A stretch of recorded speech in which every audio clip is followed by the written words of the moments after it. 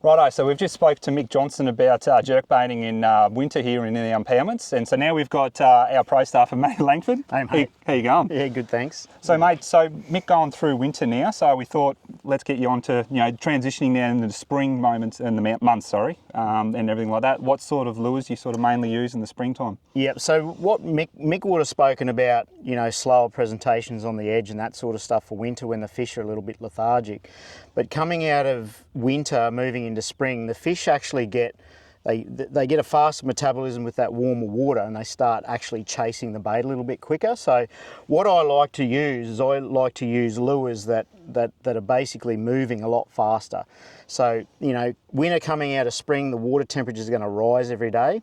And like I was saying, the fish are going to get more active, they're going to get more hungry.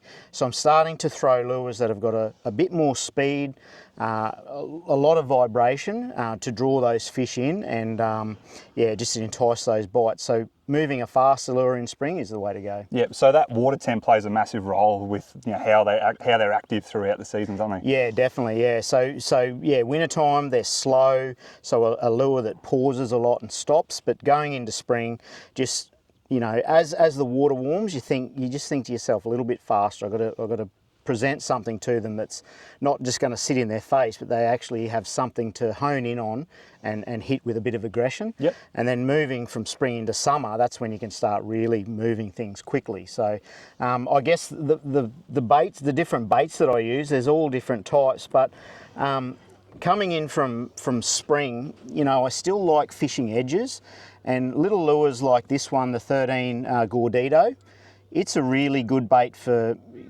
getting up on the edge, banging into the rocks. Dives about 6 to 7 feet, and it's a great lure to really get into those fish that are up on those edges.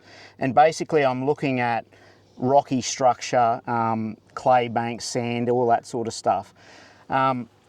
The other addition to that is I love using the Rapala DT8. So the DT stands for dives to. This dives to about 8 foot on the cast, but big long cast you can get it down a little bit deeper.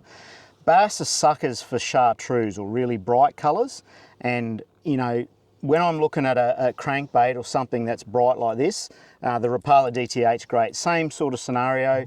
You can bang it into rocks. You can get it right in amongst that hard structure. And those two little crankbaits are my go-to. Yep, 100%. And the beauty about being DT as well too, being balsa construction, so super buoyant. So when you feel it going into that laydown or that rock, you just got to pause it, don't you? And it just pops straight up and then just keeps trucking away on exactly. it as well too. And I think there's something about balsa in there as well too, just the acoustics underwater compared to your plastic sort of crankbaits. Yeah, 100%. It's just different. Like you said, that's a real catch point for me too. Like when you're banging it into structure or sticks or whatever, just the fact that you can stop it, pause it, let it sit, basically float up over that structure and continue your retrieve is a real good point. Yep, 100%. So moving on, the crankbaits, little shallower crankbaits like the DT and the Gordito are great, but then moving into, nearly hooked my hand with that, but moving into the El Diablo, this is the 13 fishing El Diablo, really great lipless crankbait, and again you're just able to move this, throw this up onto those edges, and it basically just imitating a bony or just a little bait fish that's moving out off that. This is a crawfish pattern here, so even yabbies, you're not just limited to a slow wind or a fast retrieve, you can hop these. They do have a great little action to them, and they're one of my favourite crankbaits to throw, especially in that springtime period when those fish are getting a little bit more active. So just real quick, mate, before you put that down, I've noticed you've got the single underneath, so it looks like a VMC 7237 inline. Yep. So tell us why you sort of rigged that style. So the idea behind it is if I've got a lure like this one, this is a Rippin Rap here, basically you've got trebles. So when you're throwing into structure, you want to be able to get that lure through that structure or bounce over that structure where those fish are without getting snagged. And the biggest thing is when you've got trebles, you've got more hook points, and obviously you've got more trouble, getting it snagged in those trees. Yep. But yeah, I always put on the little single hook. And the first thing people say to me is, oh, you're not going to have a really successful hookup rate. The greatest thing about having a single hook is, you know, even if the fish does tend to miss it, which they don't a lot of the time they'll eat it from underneath and they'll grab that single hook. Yep. But the other great thing is when it's coming through the water, that single hook tucks up in behind and you can bring it through that structure over rocks and not have to worry about your lure getting fouled. And the hookup rate is just as good as having trebles, except you don't have to worry about the snags. Yep. Yeah, and I suppose, you know, it makes it more productive on the water, doesn't it? Rather than having to keep pulling, you know, off snags and stuff, it's more time actually fishing. That's right. And I mean, if you've got a tree or a snag that's got heaps of fish in there, you don't want to be, you know, spending half your day getting the snag out and scaring your fish away. Yep, 100%. No, that's a good little point there with the lipless. Yep. But yeah, the other one is the Rippin Rap. Just a little bit of a variation. It's very, very noisy. And yeah, same deal, looks like a bony or a little shad type lure, and hyper realistic. It's unbelievable, this thing, but especially I find this really good in dirty water purely because its acoustics are just a crazy amount of noise down there, so it really gets those fish to hone in and it looks exactly like a bony. Yep. But then we've spoken about edges. The fish on the edges, they're just starting to transition. They're getting more active, and then we'll start looking at a little bit of deeper water, because not only are the edges good, it's the deep water that really starts to play. Yep. And here's a few of my favourites for the deeper water. A lot of people would know that I use the DT20. So DT8 dives to 8 feet, DT20 dives to 20 feet. So this one here, mule colour. This one here, you can see it's all scratched up. It's caught. I couldn't even tell you how many fish it's caught, but yeah, this is one of my go-tos when the fish are on those flats out in that deeper water or on the creek ledges, that sort of stuff. Yep. It's a great lure to do big long casts. You can crank that lure down to 20 feet, or even if you're an avid troller, the DT20, this is have to be easily hands down my favourite lure. Good, and that makes us both, because honestly, DT20, I'm the same. I love that lure, and I will use that all year round, and that is as well too. And I find we just spoke before about, you know, being so buoyant, like particularly like when you're dredging along in those deeper fish and you pause it. And I don't know how many fish I've actually hooked underneath the corn, like underneath the jaw. Just the fact that, you know, come up and they've had it like it's had a crack at it, and they've either had to like commit to it or get away from it as well too. But yeah, I'm a bit like you as well too, mate. The DT20, love it. Such a great lure, and particularly when the fish are a bit shut down as well too. It's amazing just how dredging a crankbait through them, how it's enough to get them to react to it. Yeah, 100%. Yeah, because exactly what you just said.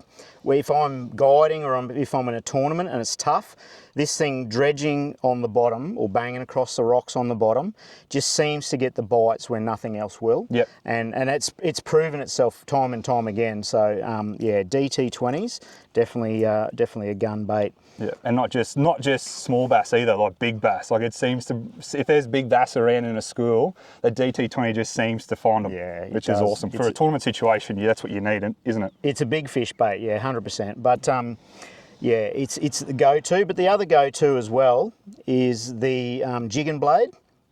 This one here is a live roach colour. It's very, again, it's got that realistic pattern to it.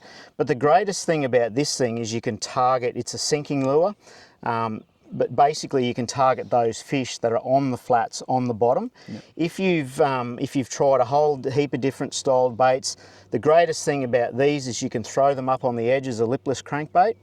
But the other thing you can do is you can use it as a bladed style lure as well, because it's almost a hybrid lure, isn't it?